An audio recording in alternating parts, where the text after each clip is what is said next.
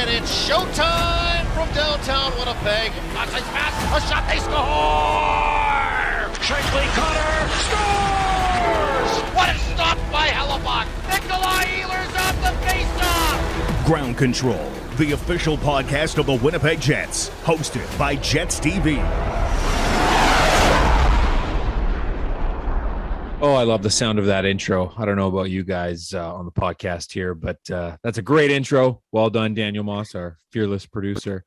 Welcome to Ground Control, the official podcast of the Winnipeg Jets. You're joined here by your host, Tyler Esquivel, alongside with Jets TV's Mitchell Clinton and 680 CJOB's Jamie Thomas. Another great episode for you this week. Lots to talk about, clearly. I'll give you the quick rundown here. As we always do, we'll talk about the week that was.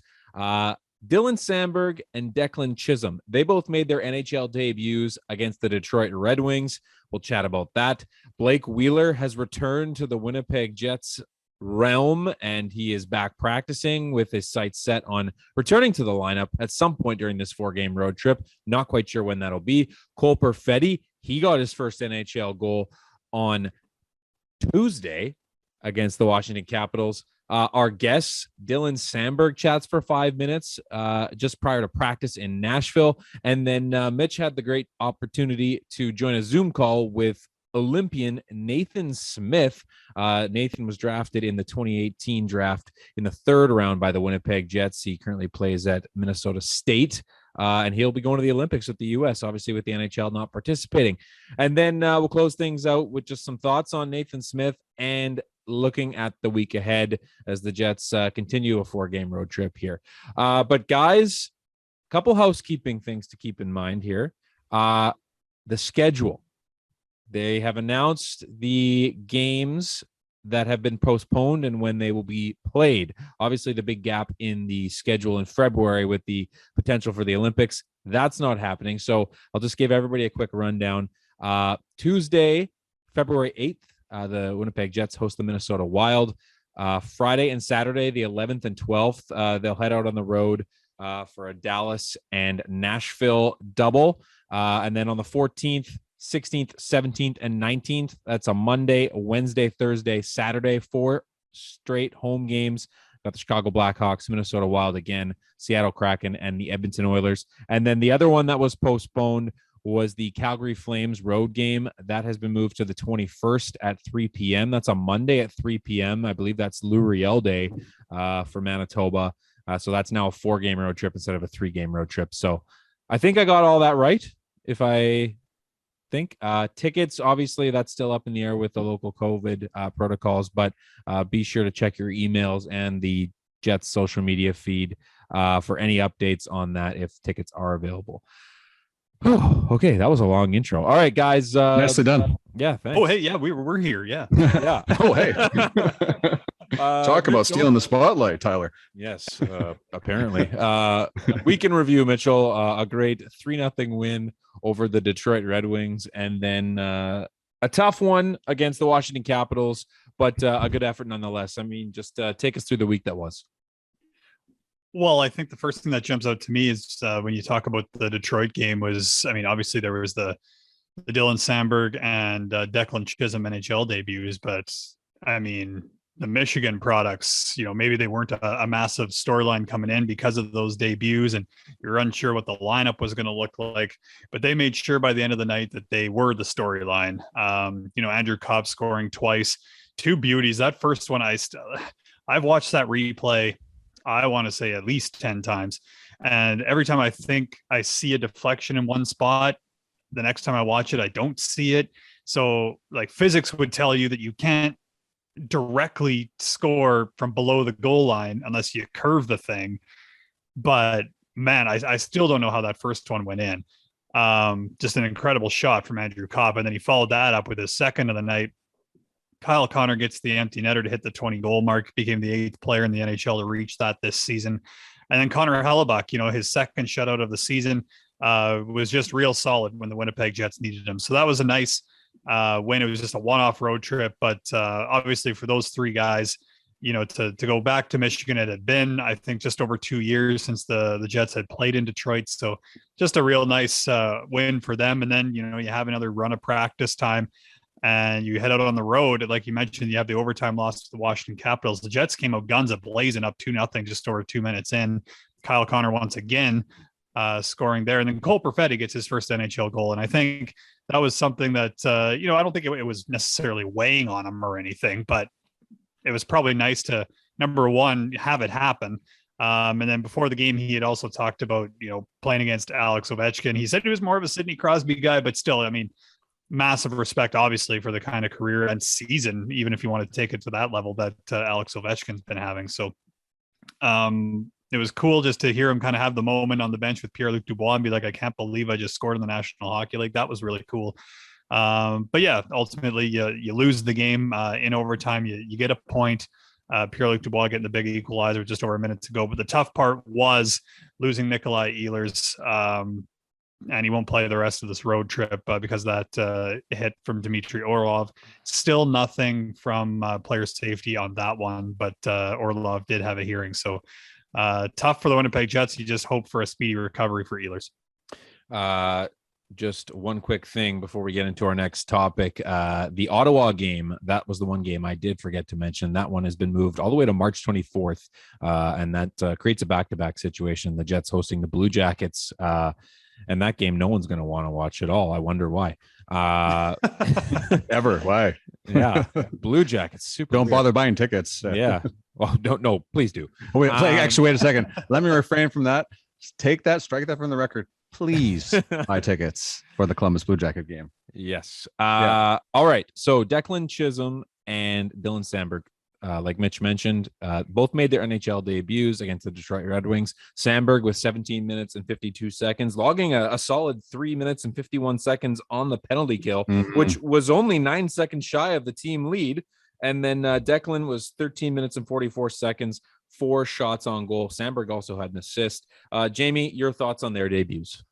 Well, I think you certainly start with Dylan Samberg because I think a lot of people have been waiting to see his NHL debut. And maybe his path was blocked in the National Hockey League clearly by the additions of Brendan Dillon and Nate Schmidt in the offseason. So you're wondering when that opportunity is going to present itself. So in a unique year like this one, of course, it happens with COVID and Omicron running through the National Hockey League. So for him to log that many minutes on the penalty kill clearly states to you come from the coaching staff, the trust that they have in him and his development in professional hockey down in the Manitoba Moose. And now with this opportunity that was presented to himself, I was really impressed with the fact that he blocked 5 shots, really impressed with how he handled himself. Certainly had a great effort to the following night or the following game against the Washington Capitals. But over to Declan Chisholm, a 5th round pick. We always knew that he had the offensive ability to play in the National Hockey League. What the question was about his skating and about his defensive aspect of his game. But man, what an improvement for Declan Chisholm over his couple of years in the American Hockey League, or a year and a half in the American Hockey League with the Manitoba Moose. So he did not, I thought I was watching him the most because I was not so much concerned, but curious to see how he would handle the stress of playing the National Hockey League. And nothing looked too big for him. And I recall a time where it looked like he was going to take off in the offensive zone and then to chase after a loose puck in the Red Wing zone. He stopped, went back, and retreated. I thought his defensive game was excellent as well. So all in all, I think the defensive depth in this organization is probably the strongest it's ever been. I think that's fair to say. And at this point, it's been a long time, a long building process from when the Jets came back to Winnipeg 11 years ago, given what they were given from the Atlanta Thrasher organization. So I think the organization should be applauded for what they've done, and the Manitoba Moose coaching staff for how they've brought these guys along. So tremendous debut by both Declan Chisholm and Dylan Samberg. Mitchell, Blake Wheeler has graced us with his presence here on the road trip. He's been away from the team, clearly dealing with the lower body injury he sustained back on December 10th. And kind of the funny thing, and certainly the way things have worked out, is this is an injury where he was going to miss a large chunk of time, but with the way the postponements happened, he's only missed 7 games. So it's obviously very strange, but just your thoughts on what you've seen from Blake, even though it's just been a few practices. He held his first media availability since before the injury on Wednesday, had some great things to say, said he's feeling good and just thankful that this one wasn't as serious as he initially thought. Yeah, and those are probably the two big things. Number one, that he's feeling good, because that type of injury can be just so scary. And he was talking about how he could see it coming, just with the way that the bodies of, I believe it was Nathan Beaulieu and Vasily Podkolzin were kind of sliding towards him. And then he just kind of knew that, just where he was, there was no way to get out of the way. And yeah, just unfortunate. And as soon as you saw like Blake Wheeler get up the way that he did and make his way off the ice, you knew something was up. There's just not a guy that is down when he doesn't need to be, kind of thing. I remember him talking before his 1,000th NHL game. That was something early on that he learned. I think he said he laid on the ice once and his dad was just like, okay. So, good to see him back, obviously. I think he was really honest with the assessment of where he's at. Said he still wants to check a few more boxes. He wants to get into the lineup. Like, said it's unlikely he'll play against the Nashville Predators, but he's trying to get in whenever he can. Obviously a guy that spent some time with the Boston Bruins. He'd love to play there on this road trip, I'm sure, after not being in Boston for a while. So I think he'll do whatever he can to get into the lineup. But at the same time, this isn't a guy that wants to come back in the lineup and play 1 or 2 games and, re-aggravate something. He's going to do everything he can to make sure he's with the Winnipeg Jets for the long haul. You went over the schedule a little bit earlier on what it's going to look like for the month of February, especially for the Winnipeg Jets. And it's going to be busy. So, if you can have your captain at full go, that's going to be a massive get. And yeah, if you're looking for silver linings, it's the fact that, he's, really only missed 7 or 8 games when it looked like, I think I counted it up, it was going to be 17 at this point he would have already missed. So clearly the opportunity to get Blake Wheeler back in the lineup when it does happen, especially since we also don't know the extent of Nikolai Ehlers' injury, who won't play the rest of the road trip. If Wheeler's able to step in, that's going to be extremely helpful for Winnipeg. Jamie Cole Perfetti, the 10th overall pick in the 2020 draft, got his first NHL goal on Tuesday night in Washington. It was a great 2-on-1 play. He's had a bigger opportunity ahead of him these last 2 games, playing on the line with Pierre-Luc Dubois and Kyle Connor, seeing an uptick in time on ice, shifts, all that good stuff. Registered 3 shots on Tuesday. What have you seen from the young kid that's allowed him to have some success with those 2? And really, those are 2 heck of hockey players to be put with right now. So quite the opportunity for the young guy. Right. And I think what we've seen from Cole Perfetti from even the beginning part of the year, and he admitted to such being nervous, which is natural in his first 2 games in the National Hockey League. A little tentative, I thought, when he first got paired with those 2 players or matched up with those 2, but then started to look more and more comfortable.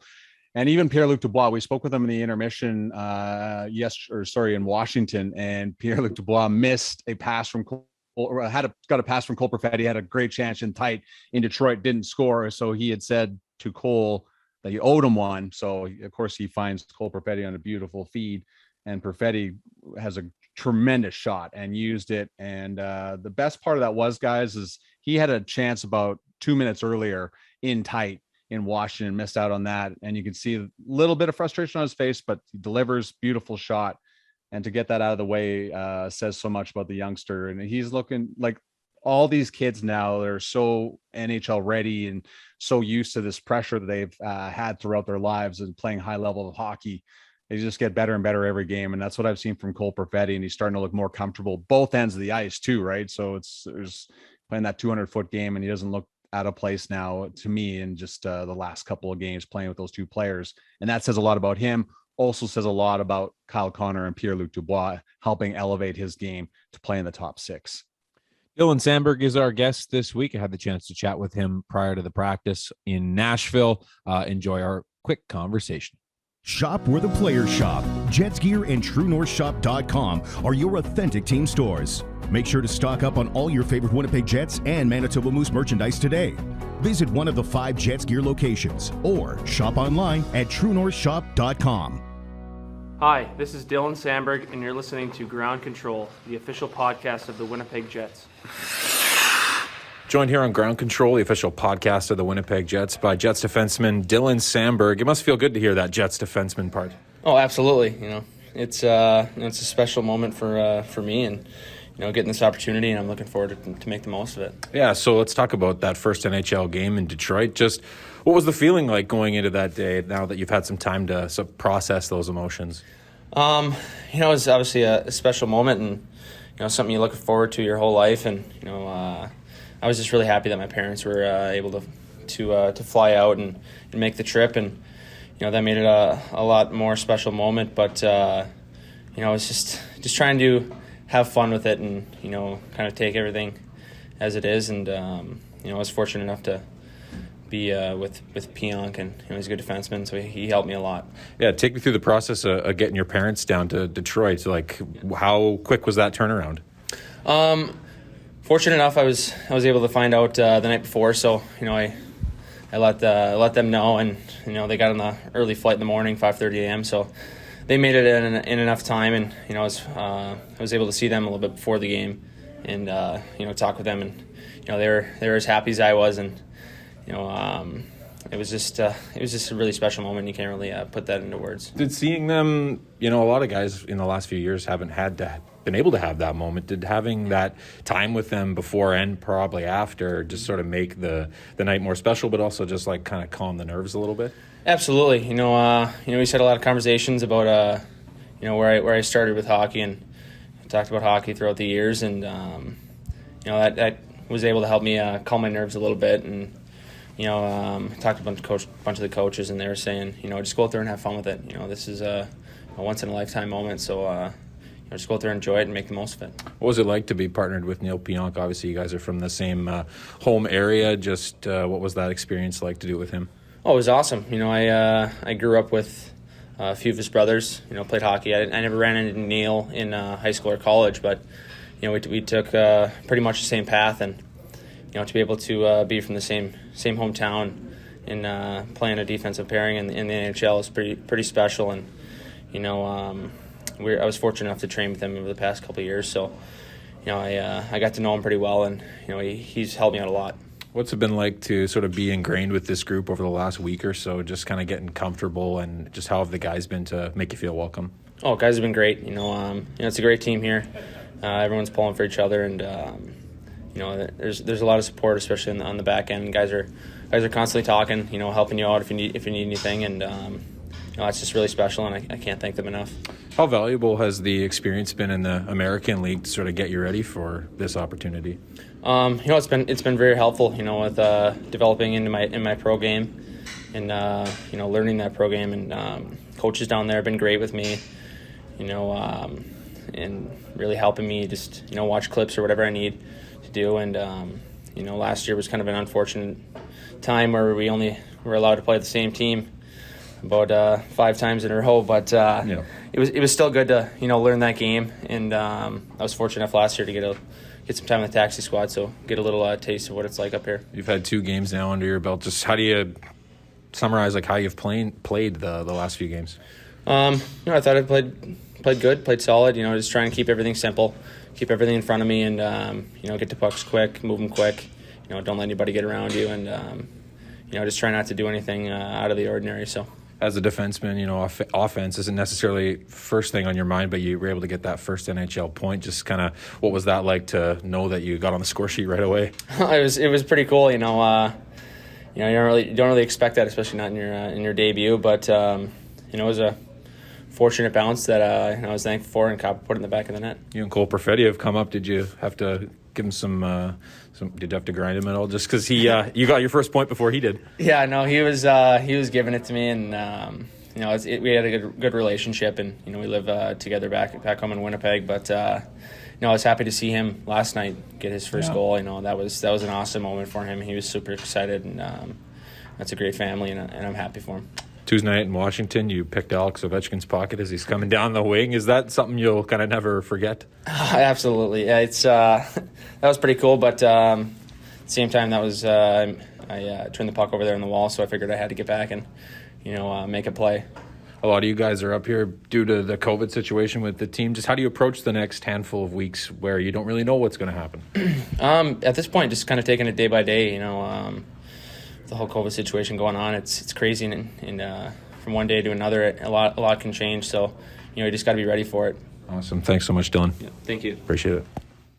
Winnipeg Jets fans, did you know that online 50-50 tickets presented by PlayNow.com are available for all Winnipeg Jets games? That's right, whether the Jets play on the road or at home, you can participate in the game day 50-50 draw. The winner will take home half of the jackpot, with all proceeds in support of the True North Youth Foundation. Remember to buy your tickets on all Jets game days at winnipegjets.com/50-50. Thanks for listening to Ground Control. We always appreciate you tuning in every single week. All right, up next, Nathan Smith. Mitchell Clinton had a chance to join the Zoom call with him, the Minnesota State product, as he'll play for the U.S. Olympic team in Beijing next month. A fantastic opportunity for the young player. So here's a bit of that conversation. Thank you very much, and congrats, Nathan. Obviously, that's the first thing to get out of the way. I'm just curious how you found out who you got the phone call from, and when they're kind of talking to you and telling you that you're an Olympian, do you almost have to kind of check yourself a little bit and try to actually listen to what they're saying instead of just getting extremely excited as I imagine you were? Yeah, definitely. Kind of take a step back and take a deep breath real quick. And even then, I didn't really know what to say. I had seen some predictions when I was back home for break. I was in North Carolina, I think I was there. Yeah, when I first saw one of the prediction rosters, and it wasn't until I got back to Mankato here when Coach had talked to me and he said, "Hey, I'm most likely going to be an assistant coach for the Olympic team, and you're under heavy consideration for that." And so I was like, okay, that's it's cool, whatever, But I didn't really think. I was like, I'm considered, but. There's a lot of good players in this country, and even playing pro in other countries too. So I was just, I didn't want to get too high. I didn't want to get too excited about it then. But I got a call a few days after that from the GM, and he just invited me to play for the team. And like you said, I had to take a step back and just kind of gather myself really quick. And after that, I just kind of called my parents, both my dad first, and he didn't know what to say either. He was kind of shocked, just super excited for me and really proud. And then my mom, I called her right after that, and I could hear her crying over the phone. So they were both pretty excited for me. And you mentioned about how, not having much ice in Florida, and a lot of kids who grow up playing hockey in Florida eventually have to go north, right, to play hockey and get that and to develop. You played in the high school league and dominated in it. Obviously played youth hockey with the Scorpions, but what was it that helped you develop throughout maybe, it not being the development not being there that, a lot of other guys go north for? What helped you develop in that way? It's kind of hard to say. I mean, I would say my roots being in roller hockey, I think that the game that I play, just having good vision and being creative on the ice and just kind of being confident in the way I play, mixed with I was always in the weight room, and I think that kind of separates a lot of kids from the others. And I mean, for kids back home in Tampa, if you have any, or if you want any advice, I mean, I would say that's it. And getting in the weight room and just working hard every day. I mean, I work out 4 to 5 times a week. And like I said, I think that was one of the biggest things that set me apart from other people. Yeah, just one more from me.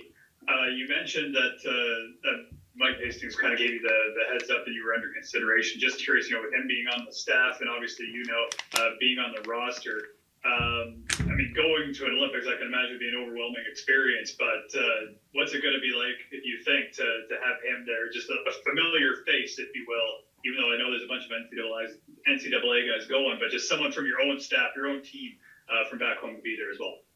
Yeah, it's going to be really nice, especially going to somewhere so far away, like China. I've never been there. I'm not sure he has either, so it'll be a new thing for both of us.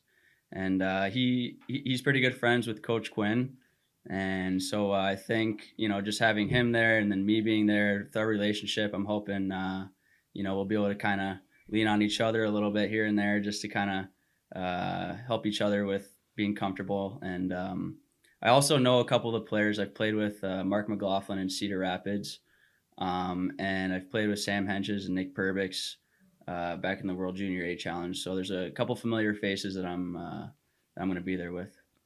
Before hockey, I just want to be a good person. I mean, regardless if I'm playing any sports, I think it's one of the main things that I was taught growing up is just be a good person, and you know, good things will happen to you in return. And that's just what I try and focus on every day, just being a good person, being a good teammate. If I have to go out of my way to do something for someone, I will. And you know, that's just what I was taught by my parents growing up. All right, now that we've heard from Nathan, Mitchell, you had a chance to join the call like we mentioned earlier. Just what were your thoughts on the way he handled the situation, how he's approaching it, and the season that he's been having? And yeah, that's just it. The season that he's been having, I think it's a continuation, honestly, from you go back to the NCAA tournament last year, when Minnesota State got all the way to the Frozen Four, ultimately losing there. But Nathan Smith scored 4 goals in 3 games and was just part of the NCAA tournament all-star team. Like, he's just kind of carried that right into this season and is, you know, in and among the league leaders in the NCAA in points.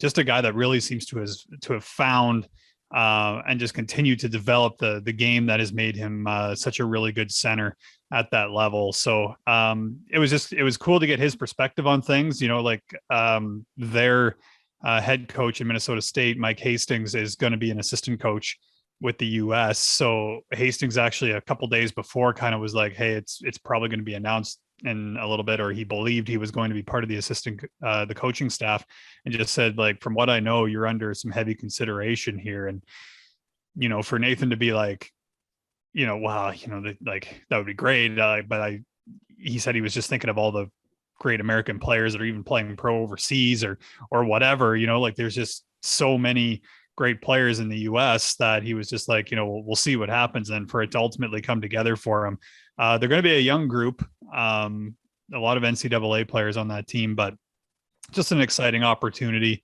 for a guy like Nathan Smith. And, you know, he's going to embrace it, I'm sure. I thought it was really revealing that he, you know, took the phone call from, I believe John Van Beesbrook is the GM of the US team there. And he said he had to kind of catch himself because he was like, yeah, you're taking in the news, but at the same time, you're trying to listen to what like your schedule is going to look like in the next couple of weeks and all that. And he said he called his parents. His dad was obviously super proud. His mom, he's like, I could hear her crying on the phone. So, I mean, you know, just a great moment for that family, and a guy that, you know, has grown up in that kind of Tampa area of Florida. And I was looking back, and he was the first Tampa, I got to get this stat right, Tampa born and graduated from a local high school to be drafted into the National Hockey League. So that's quite something for him.